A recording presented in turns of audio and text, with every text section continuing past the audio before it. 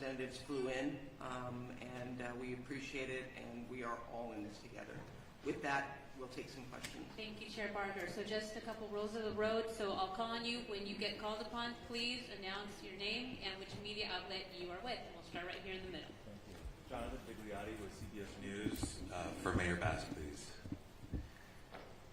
Mayor, LA County is in a panic state. It began 2 days ago with the Palisades fire. My crew and I arrived shortly after it started, and for several hours we watched as hundreds of homes in a neighborhood burned to the ground. We did not see a single fire engine. We watched as Good Samaritans guided traffic. There was fear and there was a lot of confusion. You were out of the country at the time. Shortly after the fire started, a press release was put out warning of this fire behavior. My question to you is, what explains this lack of preparation and rapid response? Let me just say, first and foremost, my number one focus, and I think the focus of all of us here with one voice, is that we have to protect lives, we have to save lives, and we have to save homes. Rest assured that when rest assured, let me finish.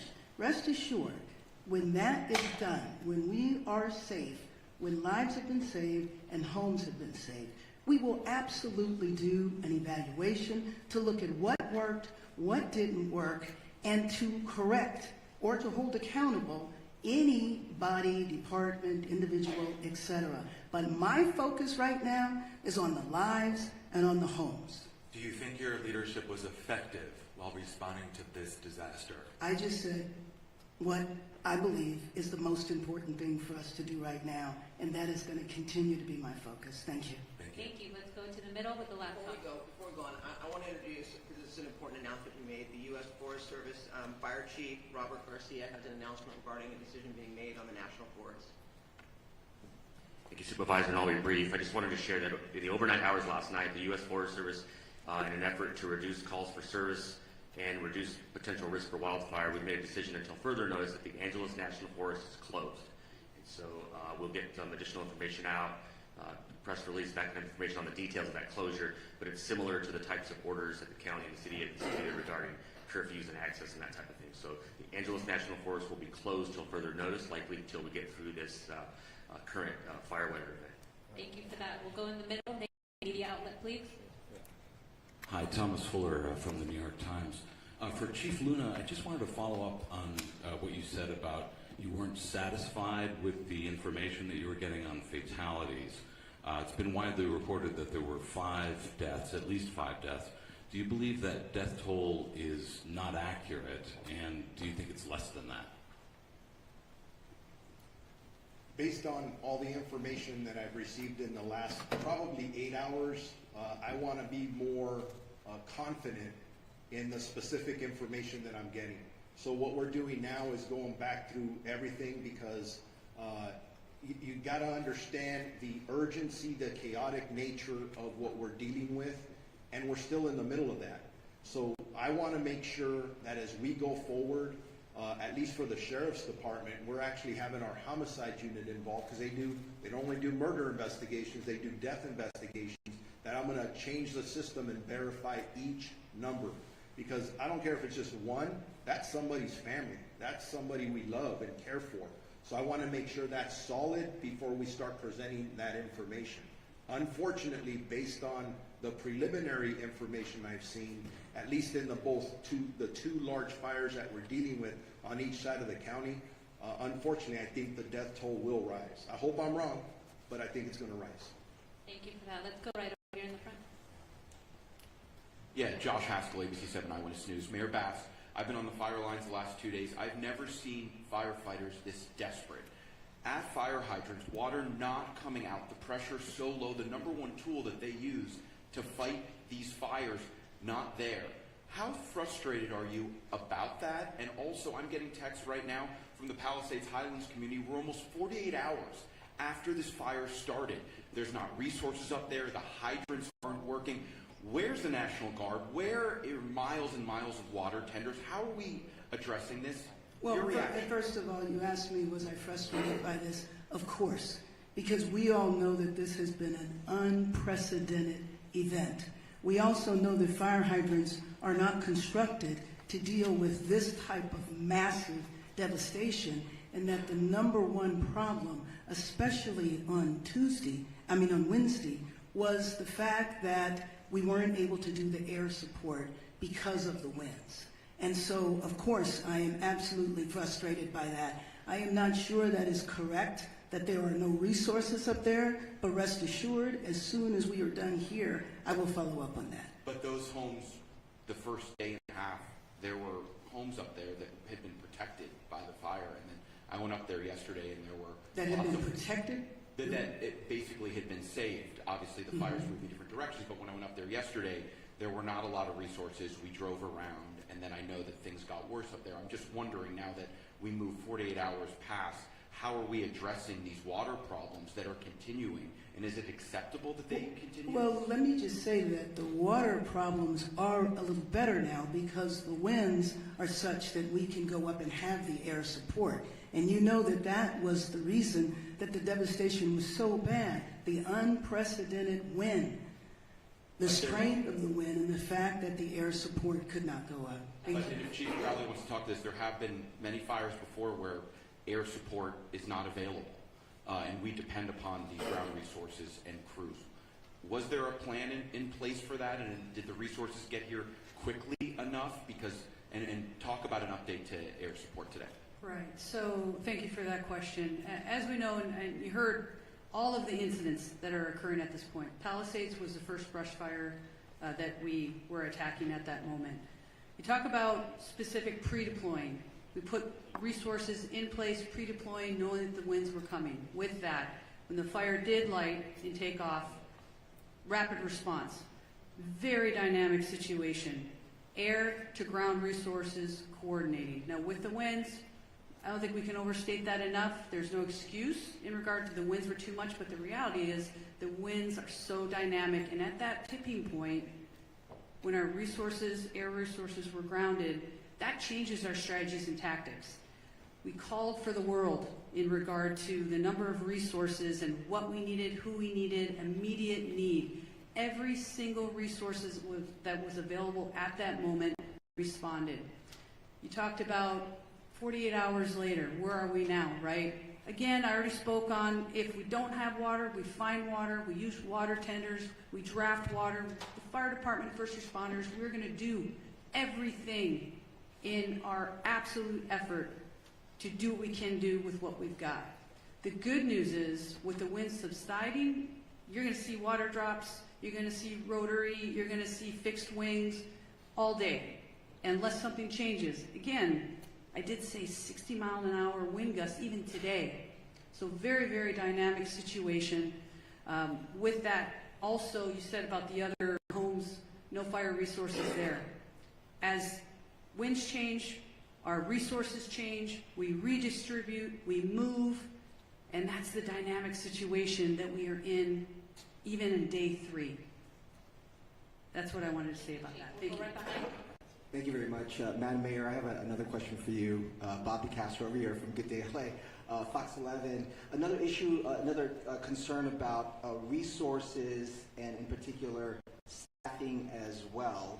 And we heard from firefighters even on the front lines expressing frustrations about, obviously it's a challenge right now. They're bringing in firefighters from all across the western region. But can you address the criticism now over the budget issue and the slashing, $17 million? I think if you go back and look at the reductions that were made, there were no reductions that were made that would have impacted the situation that we were dealing with over the last couple of days. And then there was a little bit of confusion because money was allocated to be distributed later on, which was actually going to support salaries and other parts of the fire department that were distributed a little later. So I think it's most important to understand that we were in tough budgetary times, everybody knew that, but that the impact of our budget really did not impact what we've been going through over the last few days. Again, back to the unprecedented windstorm, wind at such ferocity that we haven't seen in years is the context in which we were dealing with it. Thank you. Thank you. Let's go over here on this side. Did you have your hand up with the blue name and media outlet, please? Hi, Grace Tui with the Los Angeles Times. I was hoping Chief Crowley could talk a little bit more about the start of the Palisades fire. We've heard that, I know we don't know why it started, but we heard that it started possibly in a garden in someone's backyard, if you could confirm that. And then how long do we know it took for it to actually reach homes? And I know you said that resources were pre-deployed, but do we know were there actually fire crews in the Palisades when it did start? Right. So I'll start with your second question, and we'll go back. I'll just start with your first one. As for where the start of the fire was in the Palisades fire, again, currently under active investigation. We have our arson investigators that are out right now as we speak, and they are actively investigating. As soon as we have information, we will share that with all of you. I know there's obviously, for the right reasons, a lot of interest in that. So with that, we'll circle back. When we come to pre-deployment, yes, we had our local fire stations that are assigned, Fire Station 69, Fire Station 23 in the Palisades area.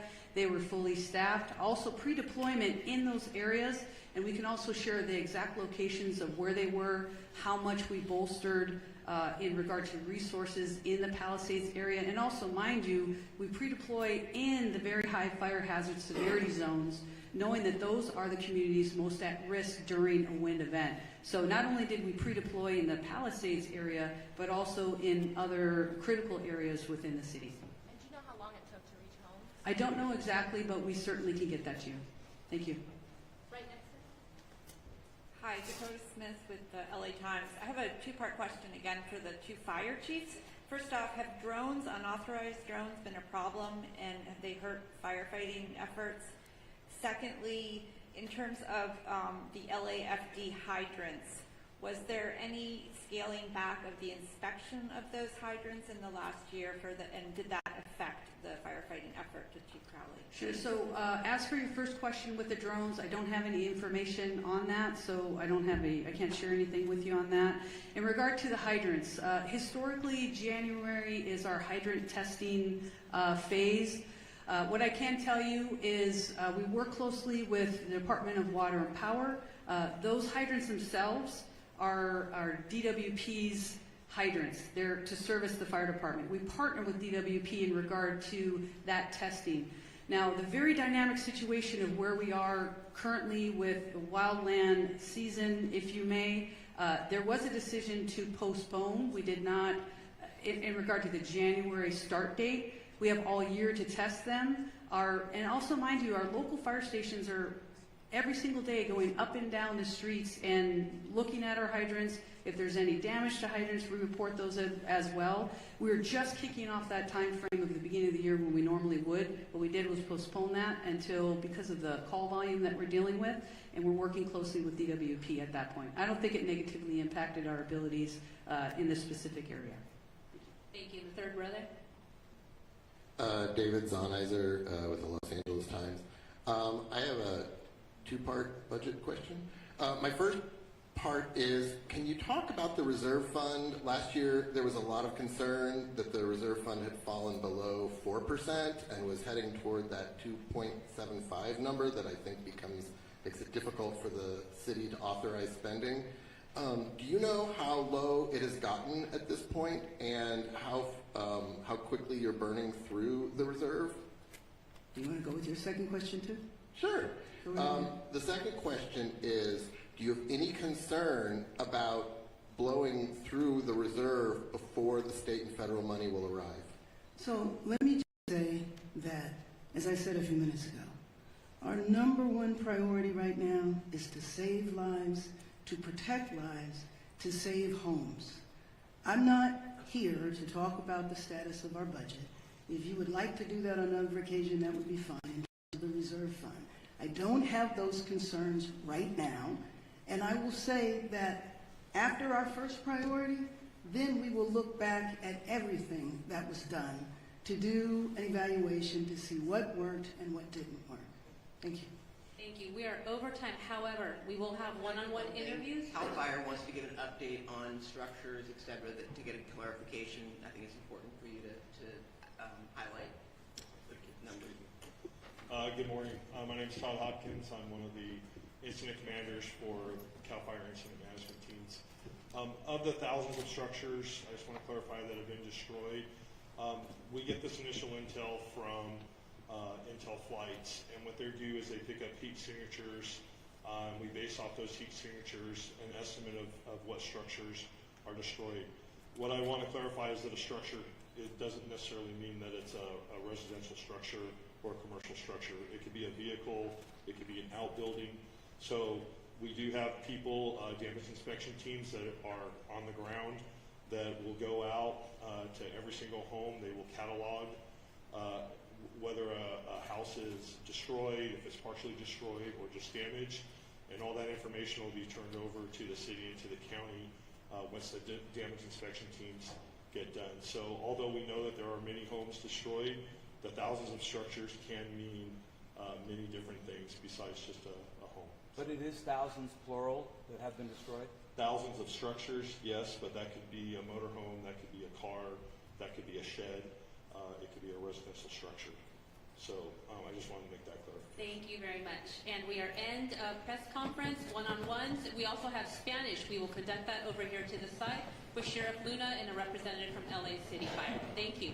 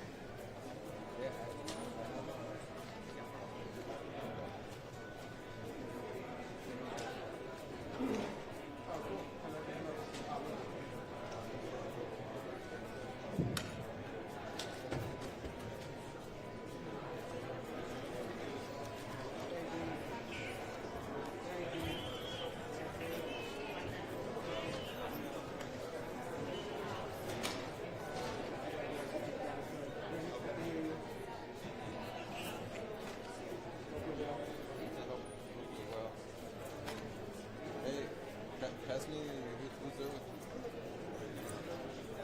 Tell him that I went black again. I went black twice.